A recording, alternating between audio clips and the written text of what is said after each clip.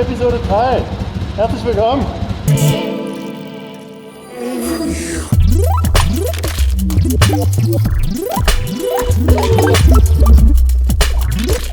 Ihr schickt uns immer viele Fragen zu, wie wir TÜV-Modifikationen eingetragen bekommen, welche Batterie wir verbauen und woher wir unsere Inspiration für unsere Umbauten nehmen. Deswegen haben wir uns gedacht, ein FAQ wäre eine ziemlich gute Idee. Wir haben das in diese Themenbereiche eingegliedert und ich wünsche euch viel Spaß bei den folgenden Clips.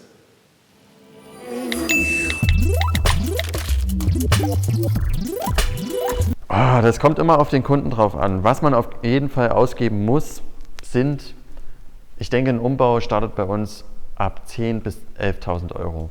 Jetzt werden viele sagen... Ein Komplettumbau oder ist es eher nur so ein Teilumbau? Das ist auch eine gute Frage, David. Es kommt halt wirklich immer auf das Motorrad drauf an. Wenn zum Beispiel ein kompletter Tank oder ein komplettes Heck, also das komplette Design geändert werden soll, dann ist es natürlich nicht so aufwendig wie Komplettumbau, wo der Motor instand gesetzt werden muss, wo der Rahmen gepulvert werden muss, etc. pp.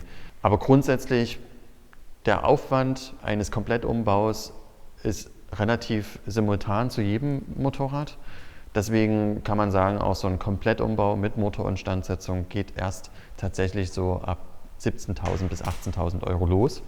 Ich rede auch jetzt von großkubigen Motorrädern, also ab 650 Kubik aufwärts. Alles, was darunter ist, muss man schauen, muss man sich im persönlichen Gespräch eruieren, was das Budget ist von einem selber. Wenn man viel möchte, und ich kenne es, viele wollen halt sehr viel, viele wollen halt ein komplett anderes Motorrad haben. Das ist sehr aufwendig und das kostet auch dementsprechend auch Budget.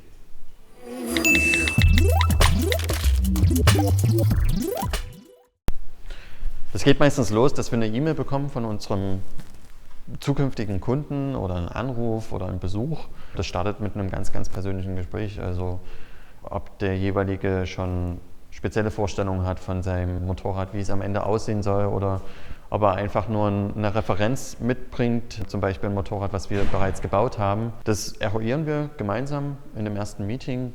Da wird auch ganz schnell festgestellt, wie ist das Budget, was möchte man gerne ausgeben. Nach dem ersten Gespräch bekommt man üblicherweise ein Angebot, ein detailliertes Angebot von uns. Da ist dann im Prinzip alles aufgelistet, was wir bei dem Umbau machen. Nachdem die Bürokratie abgehakt ist, geht es eigentlich relativ fix in das Besorgen des Basisbikes. Das nimmt immer so 2 bis 4 Wochen in Anspruch, bis man da was Passendes gefunden hat. Und sobald das Basisbike hier angekommen ist, wird es zerlegt, bis eigentlich auf das Rolling Chassis, also Motor, Rahmen, Räder und Gabel bleiben drin und dann geht es über in den Rohbau. Rohbau braucht immer so 1 Monat bis 2 Monate, bis die groben Ideen sitzen, bis alle Bauteile hergestellt sind, Heckmodifikationen, Rahmenmodifikationen fertig sind. Und nach dem Rohbau wird das Motorrad komplett zerlegt, bis auf die letzte Schraube.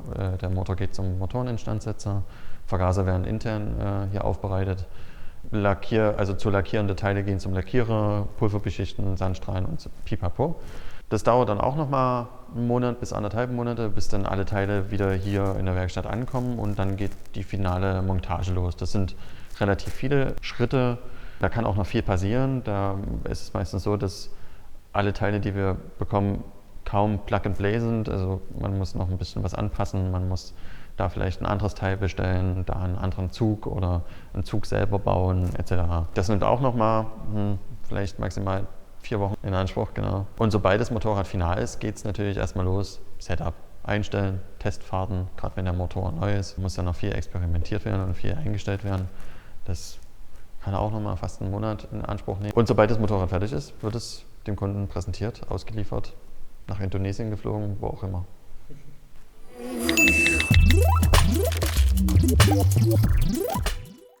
Mein Lieblingsumbau. Ästhetisch gesehen ist es, glaube ich, die Black Mamba. Ich stehe auf schwarze Motorräder, ich stehe auf den Kontrast zwischen Schwarz-Glanz und Schwarz-Matt. Das ist mein Favorit von der Ästhetik her. Von der Performance her ist es natürlich meine Sportster.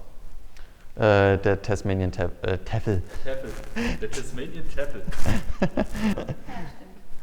Nee, also jedes Motorrad, was wir bis jetzt gebaut haben, ist auch mein Favorit. Wir sind alle monochrom. Ich glaube, das sieht man unseren Umbauten an, dass wir dann nicht so auf Farbe stehen. Also ich meine, Tasmanian Devil ist schon sehr bunt, würde ich sagen, mit der roten Aufschrift. Und von der Performance her gefällt mir tatsächlich meine Sportster am besten.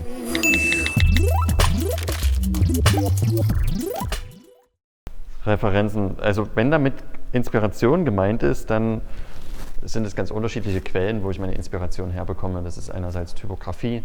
Ich bin großer Kunstliebhaber, Musik inspiriert mich, meine Umgebung, die Garage inspiriert mich, meine Frau inspiriert mich ganz besonders, Christoph auch, David, Niklas. Ich glaube, das ist so das tägliche Umfeld, das ist meine Referenz, das ist so ja, mein täglicher Antrieb, um Inspiration zu entwickeln und zu bekommen.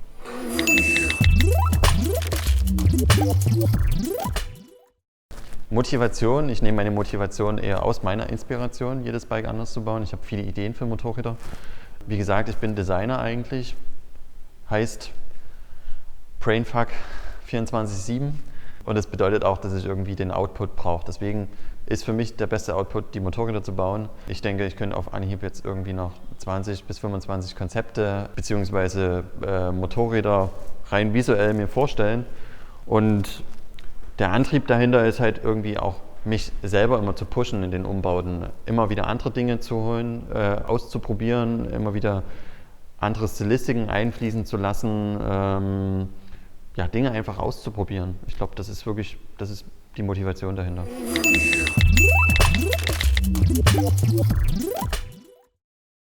Ja, also an einem Ziel arbeite ich gerade dran, weil wir haben uns dieses Jahr vorgenommen, nach Schweden zu fahren in der Gruppe. Wir wollen das alles auf einer NX 650 Basis, bauen gerade 3 Maschinen um. Ich bin, glaube ich, irgendwie gefühlt gerade der am weitesten ist, weil alle anderen haben ziemlichen Schutt gekauft. Ja, aber das Ziel ist es auf jeden Fall, dieses Jahr nach Schweden zu fahren. Wir wollen euch dann natürlich daran teilhaben lassen. Wir werden viele Bilder machen, wir werden ein Video drehen, wir werden einen Blog darüber schreiben und wollen das Ganze ein bisschen ja, euch miterleben lassen.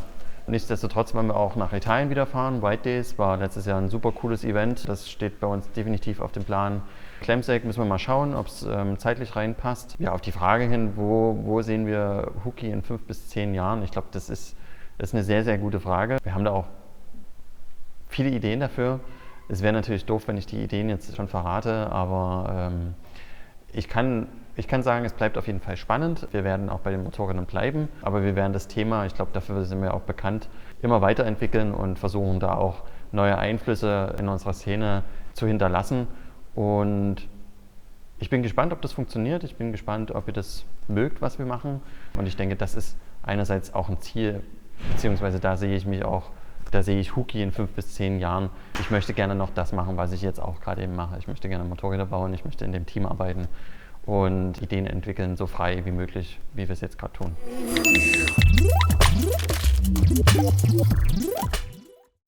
Wie jeder normale andere auch. Wir führen unsere Motorräder vor bei unserem Prüfer. Er entscheidet, ob es eintragungsfähig oder nicht eintragungsfähig ist. Natürlich bauen wir unsere Motorräder dahingehend schon so auf, dass wir hinten raus keine Probleme bekommen mit der Abnahme.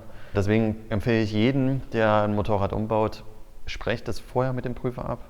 Wir bekommen oft die Frage, können wir was am Rahmen machen, können wir den Loop eintragen, was ist möglich an Modifikation. Es gibt da eine Gesetzregelung, aber natürlich liegt es auch ein bisschen im Ermessen des jeweiligen Prüfers.